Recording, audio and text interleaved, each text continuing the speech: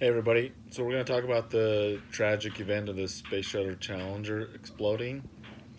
Uh, so I have a unique perspective on this. I live in the community where everybody that around here worked at Morton Thiokol, and a lot of people helped build them motors that exploded and caused that tragic accident. Uh, the first question is, what could have NASA done differently? Well, NASA could have listened to the engineers.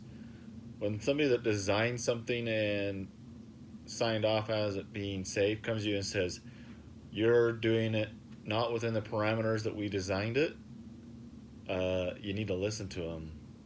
Obviously, they hadn't had any accidents up until then with the space shuttle, no problems, so they were hesitant, and it's a lot of money on the line with those, and with there was rumor that the White House wanted it to go so they could talk about it,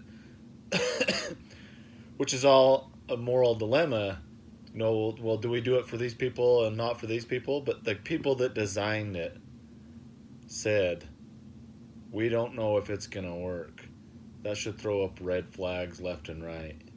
And it did throw up flags, and they had teleconferences about it and talked about it, but it obviously wasn't relayed seriously enough. Uh, and we all know the ensuing tragedy that happened. So NASA should have handled it way different. Should have taken him serious and postponed it. Hindsight 2020. Nowadays, they postpone launches all the time. They did, after that, once the space shuttle program got going again, they postponed launches all the time to make sure everything was right. So, plenty of blame to go on NASA there. The other question is, what should Roger Bosley have done differently, if anything? Answering this question, we would talk about he could have lost his job and it would have been hard to get another one, and that's a moral dilemma we all deal with every day. You know, seniority. Take care of your family. That's why we all go to work every day, is to take care of our families.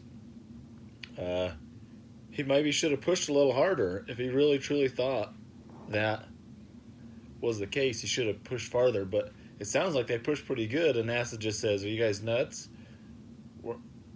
It's supposed to work. We're going to go on with it." They uh, maybe a little bit of blame can go on Boz Joyley, whatever his name is. I'll just call him Roger. But I mean, he did morally. He should be able to sleep at night. He probably didn't, but he did what was right. He brought the concern up and says, "We don't think it'll work. You should postpone it until we can say it's going to work." It didn't happen. NASA made the decision. They're the ones that should have a hard time sleeping at night. I don't know if I'd have done much different with what he did, but he tried.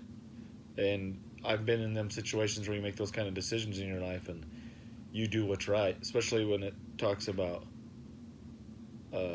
somebody else's life in your hand.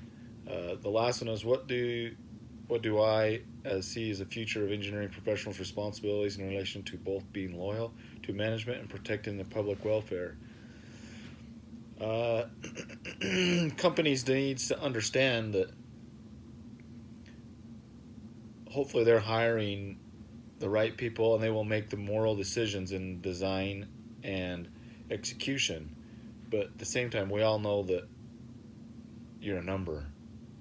At a large facility like Thiokol was, you're one of 9,000 people. They can replace you tomorrow with anybody they think they want. So the companies need to keep in mind that yes, you are a number, but if hopefully they're hiring the correct people to do the moral thing when it comes to those kinds of decisions and make the correct decisions. And so hopefully people make the decisions, but the company's ultimately responsible for all of that, and that's how I feel about it.